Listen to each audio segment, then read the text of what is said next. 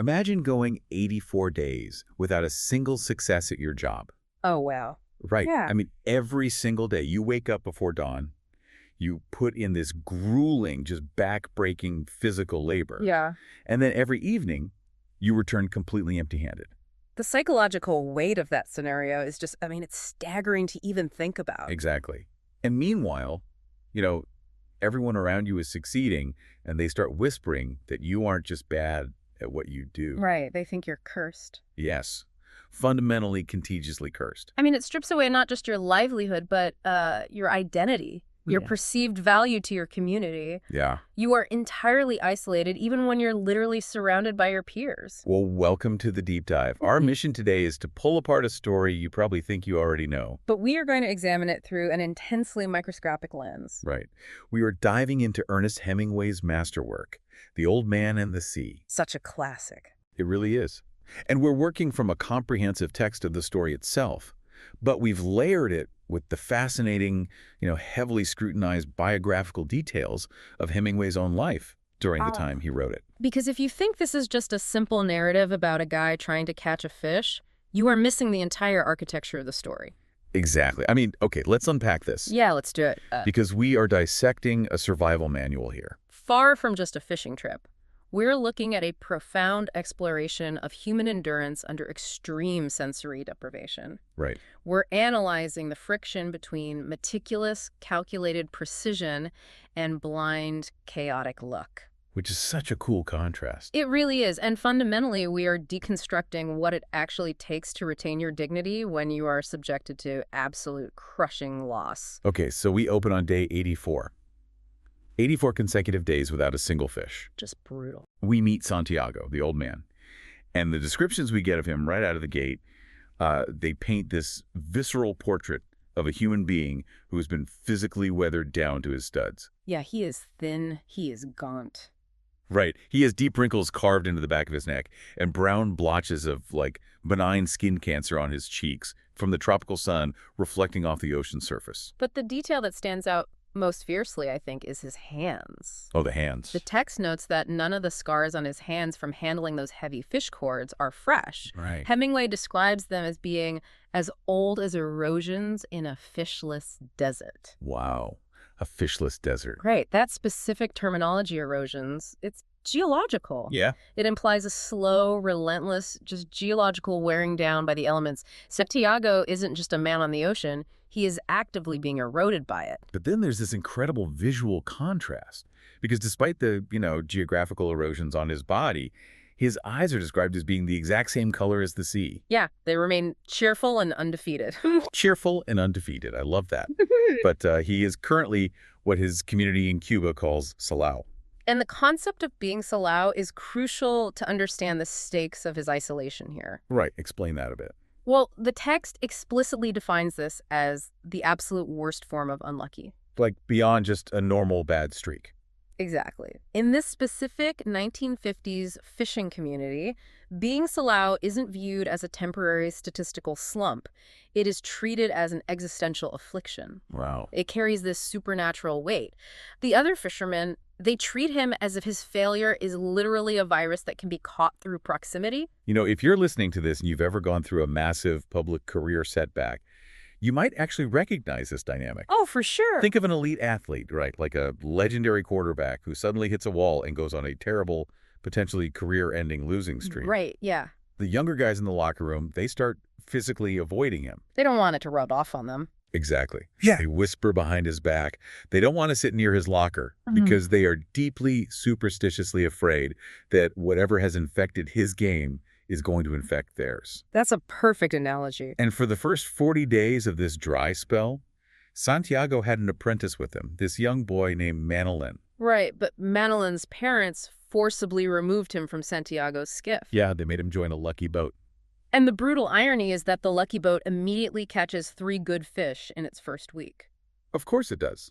So for the parents and the community at large, this is absolute empirical proof that Santiago is the problem. Right. He is the anchor dragging them down. Exactly. But Manolin's devotion to the old man remains completely unshaken. It's so sweet. He refuses to abandon him socially, even if he has to abandon him professionally. Every single day, the boy meets Santiago. He helps him carry his heavy wooden mast with its patched sail. A sail that Hemingway describes as looking like the flag of permanent defeat, Mm. which is just oof. Such a striking image. And the boy brings him food from the terrace, a local spot.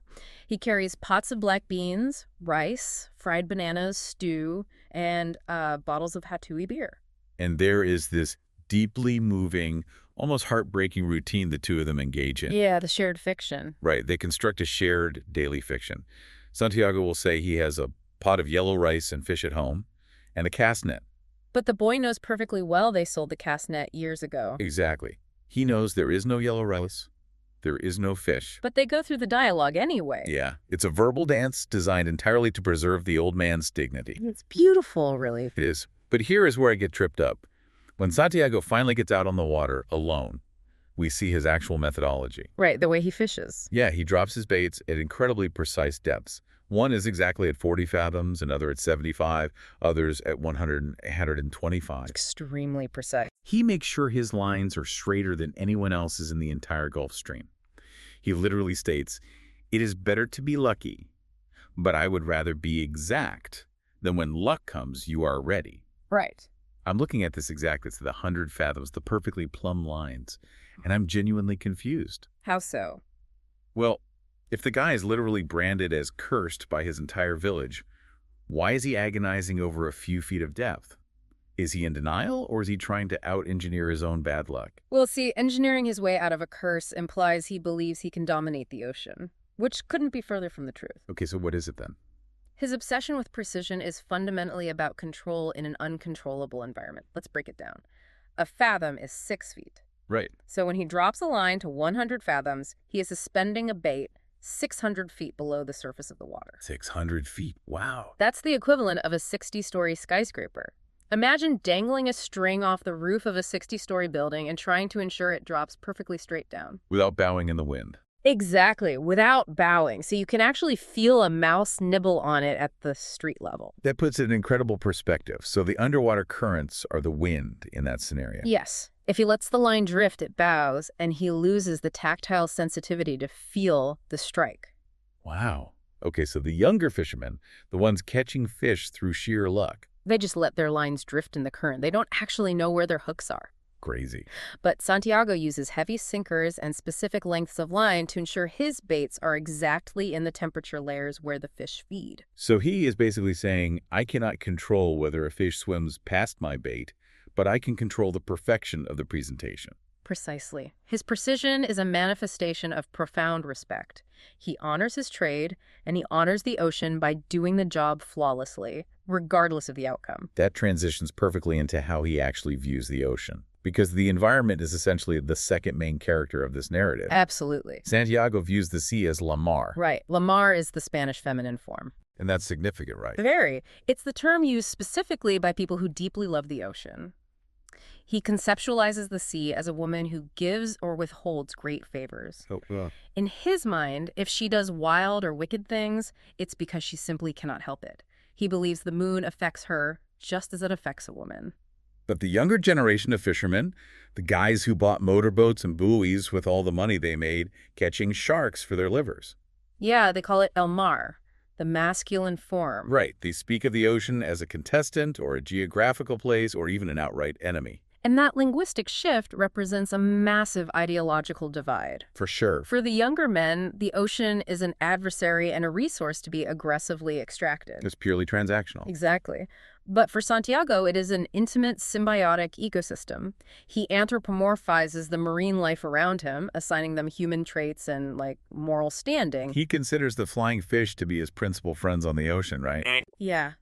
He watches the small, delicate terns, the sea swallows diving for fish, and he feels a profound pity for them. Because they're so fragile. Right. He recognized that the ocean can be incredibly cruel, and these birds seem physically too fragile for such a ruthless reality. And he has a very specific hatred for the Portuguese man of war, Oh, yeah. He calls it agua mala. and actually curses at it, calling it a whore, Yeah, he deems it the falsest thing in the sea. because it floats on the surface looking beautiful with these iridescent purple bubbles. Right, but dragging beneath it are these invisible, deadly filaments. Yeah, and they give him these terrible whiplash-like welts if they touch his skin. Exactly. And because of this hatred, he genuinely loves watching the huge loggerhead sea turtles eat the man of war. I love that detail. The turtles just close their eyes to protect themselves from the poison and just chomp down on the tentacles, toxins, and all. It's nature balancing itself out. And Santiago's diet actually reflects this deep, almost sacramental connection to the environment. Right. He eats the white eggs of the sea turtles, specifically to give himself strength for the grueling fall fishing season. And beyond that, he drinks a cup of shark liver oil every single day from a communal drum kept by the fishermen. Okay, I want to pause on that because, if I'm being honest, drinking a cup of shark liver oil sounds absolutely vile. It does. It really does. So why was this a common practice? Well, think about the context of a 1950s Cuban fishing village. There are no synthesized daily multivitamins. Fair point. And shark liver oil is incredibly dense in squalene, omega-3 fatty acids, and massive amounts of vitamin A and vitamin D. Oh, wow. Okay. Yeah, Santiago notes that it is excellent against colds, but more importantly, he says it is good for his eyes. Right, for his vision. Exactly. Vitamin A is critical for preventing macular degeneration and night blindness. He needs optimal visual acuity to spot the subtle shifts in the water, or, a single frigate bird circling miles away. So his survival literally depends on his biology being fortified by the apex predators of his environment. Yeah. But, if you're listening to this, you might be thinking exactly what I'm thinking right now. Which is? It feels incredibly hypocritical. Right. I mean, if Santiago loves the flying fish, pities the birds, reveres the turtles, and considers the creatures of the sea to be his brothers, how does he justify a life dedicated to deceiving them with hidden hooks, dragging them from their homes, and brutally killing them? Yeah. How does his worldview square that circle? Well, that is the central philosophical paradox of Santiago's life. Okay.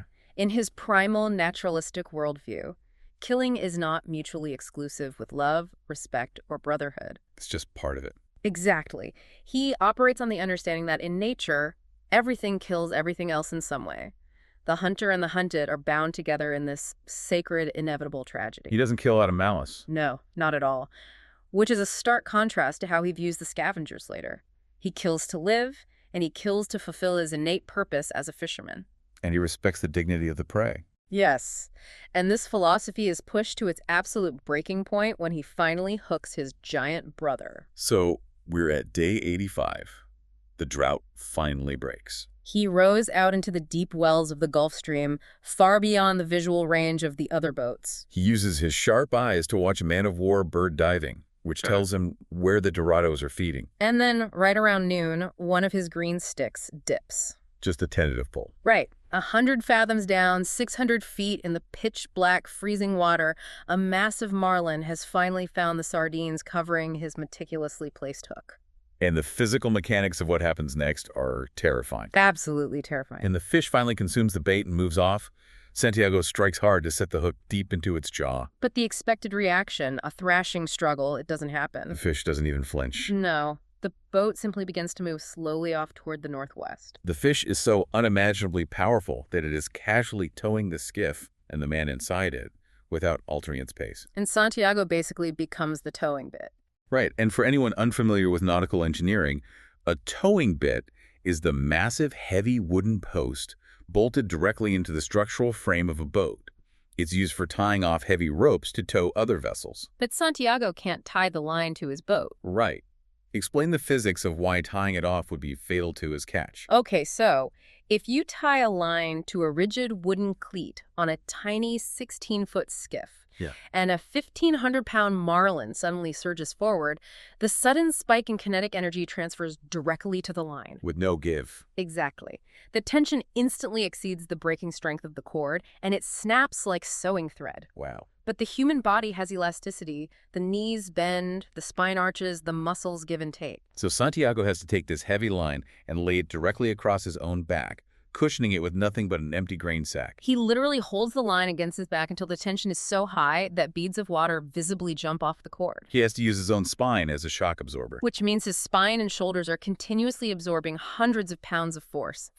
Yes, and as the sun sets and he loses sight of land, the temperature drops dramatically. He has to be burning massive amounts of calories just maintaining isometric tension against the fish. He is. He realizes he has to eat to maintain his strength, so he forces himself to consume a raw bonito, a small tuna he caught earlier. He chews the dark red meat methodically.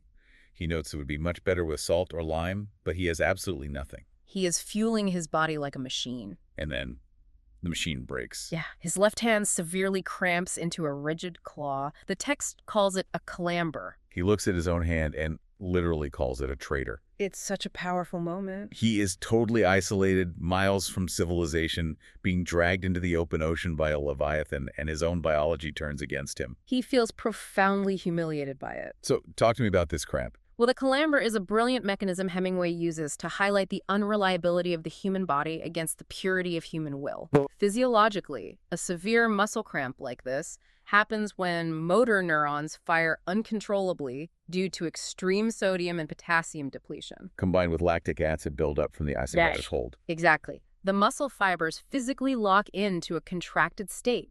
He can't just will his hand to open. It's a systemic biological failure. He literally has to pry his own fingers apart. He speaks to his hand with deep disgust, saying, "Make yourself into a claw, it will do you no good." He is psychologically detaching his mind from his failing flesh. Yes. Have you ever tried to hold a static plank exercise? Oh, yeah. It's awful. Right. Minute 1 is entirely physical.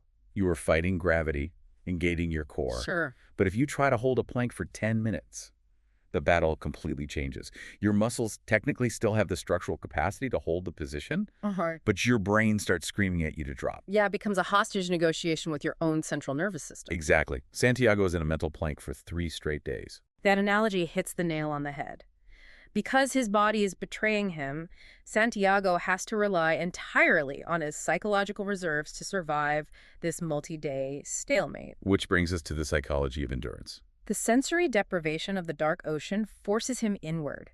He has to actively micromanage his own thoughts to stave off panic, despair, and the overwhelming urge to just cut the line and go to sleep. And he develops very specific mental strategies for this. He does. To distract his brain from the agonizing pain in his back and his hands, he focuses on baseball. Specifically, the Grand Ligas, the American major leagues. Right. He obsesses over the New York Yankees and the great Joe DiMaggio. He continuously reminds himself that DiMaggio plays the game perfectly, despite suffering from a painful bone spur in his heel. And let's look at what that means physically. A bone spur, or an osteophyte, is a calcium deposit that causes a bony growth on the heel bone. Sounds incredibly painful. Every time a player with a bone spur steps down, it feels like driving a nail into their foot. And DiMaggio had to swing a baseball bat, transferring his entire body weight onto that afflicted heel with explosive force. Exactly. For Santiago, DiMaggio functions as a secular saint.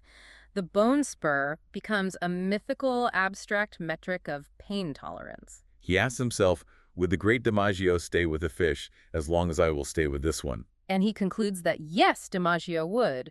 Therefore, Santiago must endure to prove himself worthy of that same standard of greatness. He uses DiMaggio as an external anchor, but he also reaches deep into his own history for an internal anchor, right? Yeah, he summons a memory from his youth as a sailor. He was in a tavern in Casablanca, and he got into an arm wrestling match with a man known as the Great Negro from Cienfuegos, who was considered the strongest man on the docks. And the visceral details of this memory, they serve a very specific psychological purpose. They sit facing each other at a table with a chalk line drawn down the middle, elbows planted, forearms straight up. And they remain locked in that exact position for a full day and a night. 24 hours. Blood physically seeps out from under the fingernails of both men due to this sheer pressure.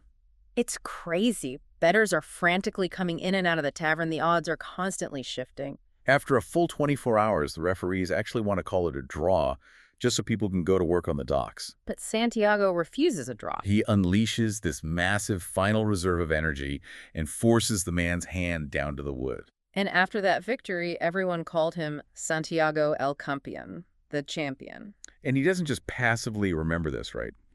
He actively deploys the memory as a weapon against his current weakness. It is the intentional weaponization of past glory to fuel present survival. Wow. He is reminding his failing body that his sheer will has previously triumphed over superior physical strength. It reestablishes his core identity. And it's fascinating to look at what happens when he finally manages to steal a few minutes of sleep. Yeah, leaning against the bow of the skiff while the line violently cuts into his back. He doesn't dream of the giant fish he's currently fighting. He doesn't dream of his late wife. He doesn't dream of epic arm wrestling matches. He dreams of his youth on a square-rigged ship anchored off the coast of Africa. He dreams of lions playing like young cats in the dusk on the long golden beaches. It's such a peaceful image amidst all this torture. I am so fascinated by this psychological framework.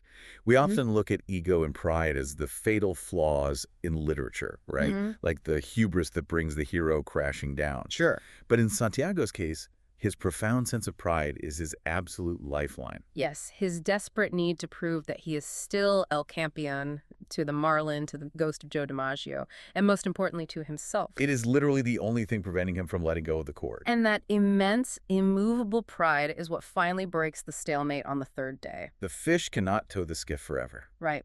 It finally begins to tire, and the linear towing turns into massive, agonizing circles. Which brings us to the climax, brotherhood and the kill. The fish breaks the surface and jumps, and for the first time in 3 days, Santiago actually sees the creature he is tethered to. And the visual is terrifying. The Marlin is 2 feet longer than the skiff itself. It has a dark purple head and back, light lavender stripes on its sides, and a sword as long and perfectly tapered as a baseball bat. The physical toll on Santiago reaches critical mass during these final circles. He starts seeing black spots before his eyes, a clear symptom of dangerously low blood pressure and severe dehydration. His sweat is blinding him. It's mixing with the blood from a cut on his forehead where the lion whipped him. He feels dizzy and close to fainting. He resorts to mechanical, repetitive prayer. He promises a pilgrimage to the Virgin of Cobre if he catches the fish. And he repeatedly recites Hail Marys because they are shorter and easier to mumble than our fathers when your respiratory system is failing. The mechanics of this final battle are just excruciating. The fish is swimming in wide circles. Every time it turns toward the boat, Santiago has to haul the line in, inches at a time, to shrink the circle. The text describes his hands as being mushy from the water and the friction. And then the fish passes the boat, rolling on its side. Hemingway describes it as long, deep, wide, silver, and barred with purple and interminable in the water. Finally, Santiago drops the line, steps on it with his foot to hold the tension, lifts his harpoon as high as he physically can, And drives it downward with every microscopic ounce of strength remaining in his body. aiming directly behind the fish's pectoral fin, right into the heart. The imagery surrounding the strike is apocalyptic. It really is. When the iron hits the heart, the fish comes completely alive with its own death in it. It launches itself entirely out of the water, displaying its full, staggering power and immense beauty. It seems to hang suspended in the air high above the old man, before crashing down and sending a massive wave of spray over the entire skiff. The ocean immediately discolors, the dark red blood spreading like a massive cloud in the mile-deep water. But right before this violent, bloody kill, there's a moment of profound, almost shocking empathy. Yes. Santiago speaks to the Marlin and says, "Come on and kill me. I do not care who kills who." That line represents the absolute zenith of their brotherhood. The boundary between the hunter and the hunted completely dissolves. Santiago respects the Marlin's power and nobility so deeply that he accepts the fish's right to destroy him. And we cannot ignore the heavy religious imagery surrounding the kill. Right. The immense suffering, the pure side from the harpoon, the blood spreading in the water. Santiago is enduring a form of crucifixion to catch the fish, but he is simultaneously crucifying the fish. Exactly. But let's ground this in the physical reality of the situation for a moment. You are a listener sitting in a 16-foot wooden skiff. You have just killed a fish that is 18 feet long and weighs over 1,500 pounds. Right. You obviously cannot haul a 1,500-pound animal over the gunnels of a tiny boat. The boat would immediately swamp and sink. Yeah, impossible. So Santiago is forced to lash the fish to the exterior of the skiff. He ties the head, the midsection, and the tail directly to the side of the boat. I have to look at the physics of this and ask, is lashing the massive fish to the outside of the boat the exact moment Santiago seals his own doom? From a hydrodynamics perspective, absolutely. Explain that. Well, by lashing a 1,500-pound, 18-foot asymmetrical mast to the starboard side of a 16-foot hull, he has utterly destroyed the sailing geometry of his vessel. Right. The center of buoyancy shifts violently. The drag coefficient on that side of the boat skyrockets, meaning the skiff will naturally want to pull into tight, continuous circles. Oh, wow. Santiago has to constantly fight the tiller, compensating for the drag just to sail in a straight line. He has essentially turned his nimble skiff into a crippled, bleeding barge. He won the battle against the Marlin, like he has broadcast his victory to the entire ocean. Exactly. He sets his sail for home. He is chewing on tiny shrimp. He shakes out of patches of floating Gulf weed just to keep his stomach from cramping. And he starts doing the math. He's calculating how much money this fish will bring at 30 cents a pound. But it is only a single hour before the first shark hits the blood trail. Hemingway is incredibly deliberate in how he introduces this first shark. It is a mako, which Santiago calls a dentuso. Right. It doesn't scavenge, it hunts. It comes up from deep water, swimming incredibly fast. Hemingway describes it as being built like a swordfish, beautiful, streamlined, and completely devoid of fear. It hits the Marlin like a torpedo, and its jaws tear away 40 pounds of the absolute best meat. Santiago fights back violently. He rams his harpoon directly into the mako's brain. The mako dies, but as its massive body sinks into the deep water, the rope tangles, and the shark takes the harpoon and all the attached rope down with it. Santiago looks at his now mutilated prize, the perfect Marlin ruined, and this is where he delivers the most iconic thesis statement of the entire book. But man is not made for defeat. A man can be destroyed but not defeated. It is a soaring declaration of human resilience. But notice the subtle philosophical shift that occurs in Santiago's mind right after this. Which is what? Well, Santiago genuinely respects the mako. He views the dentuso as a worthy, noble predator, operating on the same cruel but pure natural laws as he and the Marlin do. Right, but the sharks that arrive next belong to an entirely different category. Very different. The next wave are the shovel-nosed sharks, the galanos. The galanos represent everything Santiago despises. Hemingway describes them as hateful, bad-smelling, opportunistic scavengers. They possess none of the mako's nobility. They are simply mindless, moving appetites. When they swarm the boat, Santiago is forced to improvise. He lashes his knife to the butt of an oar. He stabs them savagely in the brain and the eyes, fighting them off until the knife blade snaps cleanly off in the cartilage of a shark's head. The descent into desperation is so visceral. As night falls completely, an entire pack of them arrives, thrashing the water into a foam. He is fighting them blind in the dark. He uses a broken oar handle as a club, slamming it down on their skulls. And when that piece of wood shatters, he resorts to ripping the tiller, the actual steering arm of his own boat, off its hinges. And he lunges at the sharks with the splintered wood. It is a brutal, chaotic, and completely unwinnable war of attrition. By midnight, the sharks have eaten everything. The majestic Marlin is stripped completely to the white bone. As the physical fish is systematically disassembled, Santiago undergoes a profound moral crisis. Right. He begins to question the righteousness of his actions. He asks himself if killing the Marlin was a sin. He thinks, you killed him for pride and because you are a fisherman. He comes to the devastating realization that he went out too far. Yes, he violated the boundaries of where man is meant to operate, and in his hubris, he ruined both himself and the magnificent creature he called his brother. I mean, here's where it gets really interesting. It is the ultimate nightmare scenario. Imagine pouring every ounce of your physical and mental capacity into achieving a lifelong, seemingly impossible dream. You secure the victory. And then slowly, piece by piece, you have to watch it be picked apart and devoured by vultures who contributed absolutely nothing to the struggle or the achievement. It is soul-crushing. He is left drifting in the dark with nothing but an 18-foot skeleton lashed to his hull.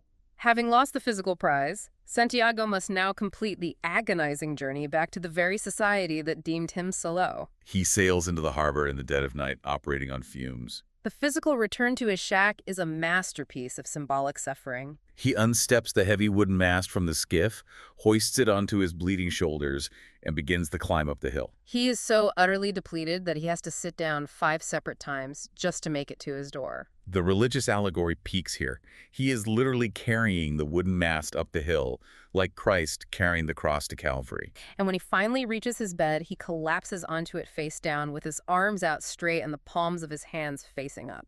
It is a perfect, undeniable crucifixion pose. The following morning, the boy, Manolin, comes to check on him. When Manolin looks at Santiago's hands, the deep, raw, bleeding lacerations from the cord, he breaks down and cries. Down at the terrace, the other fishermen are gathered around Santiago's skiff in absolute silence. They're using a rope to measure the massive white skeleton still lashed to the side of the boat.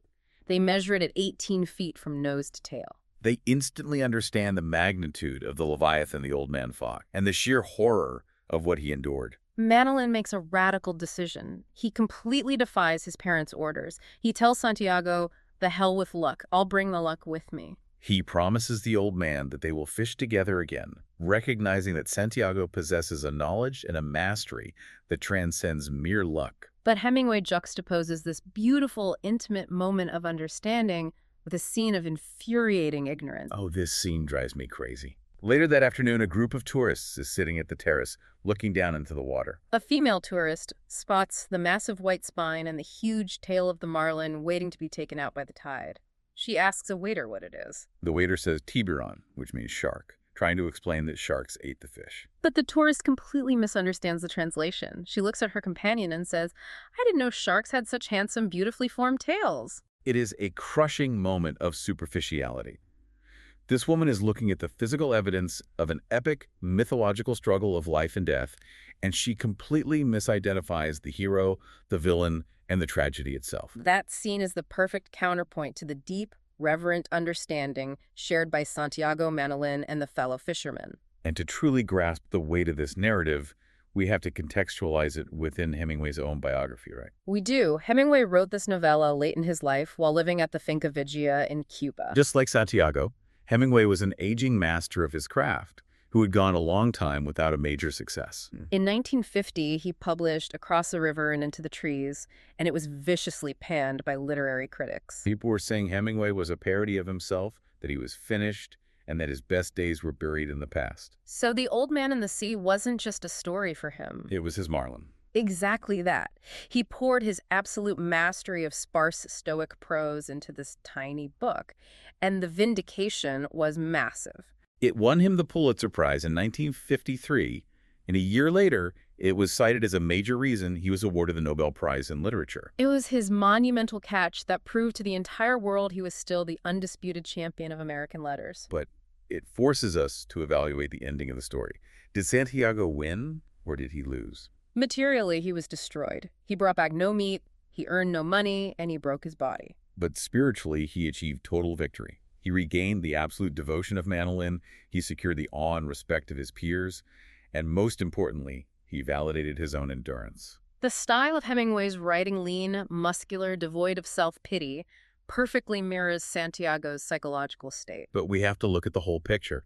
Knowing Hemingway's biography, knowing that he struggled deeply with depression, isolation, and ultimately died by suicide in 1961. Right. Does the intense, unyielding stoicism of Santiago feel inspiring to you? Or does it serve as a dark warning about the limits of extreme self-reliance? That tension is precisely what elevates the book from a good story to a masterpiece. It is profoundly inspiring because it documents the absolute zenith of human will and the refusal to surrender dignity under pressure. But it's also a warning. Yes, it is simultaneously a severe warning. Santiago's fatal mistake was that he went too far out. He isolated himself completely from his community and his support system. Hemingway's own life tragically suggests that pure stoicism, the belief that a man must bear every burden entirely alone without ever breaking, is ultimately unsustainable for human biology and psychology. The triumph is inextricably linked to the tragedy. What an incredible journey. From the suffocating desperation of the 84 fishless days to the meticulous, calculated physics of dropping lines 600 feet into the dark. From the agonizing psychological warfare of holding that cord and fighting off cramps, To the heartbreak of battling the scavengers in the pitch black, and finally, finding the ultimate dignity in returning home completely empty-handed, but entirely undefeated. if there is a functional takeaway from this deep dive, it is that knowledge and philosophical frameworks are most valuable when we apply them to our own realities. Santiago forces us to interrogate the difference between coasting on luck and executing with precision. Where in your own life or your career are you simply letting your lines drift in the current, hoping for a lucky strike? And where are you putting in the exact, meticulous, unglamorous work, ensuring that when the opportunity finally arrives, You possess the structural integrity to hold on to it no matter how much it hurts. I love that application. And I want to leave you with a final provocative thought to mull over as you go about your day. Yeah. At the very end of the novella, despite all the violence, the sheer physical agony, the blood in the water, and the devastating loss of his prize, the old man goes to sleep in his shack. And he dreams once again of the lions playing like young cats on the long yellow beaches of Africa. Why lions? We traditionally view lions as fierce, violent, apex predators, symbols of dominance, aggression, and pride. But in Santiago's recurring dream, they are not hunting. They are playful. They are entirely at peace. Perhaps the lions are a symbol of his past physical strength at all. Perhaps they're a profound reminder that true peace isn't found in the grueling, bloody struggle, or in the fleeting high of victory, or even in the crushing despair of defeat. True peace is found in the innocence that exists entirely outside the relentless arena of human pride. So I ask you, what are the lions on the beach in your own life? What is the pure, peaceful, mental sanctuary you can return to when the world strips you down to the bone? Thank you for taking this deep dive with us.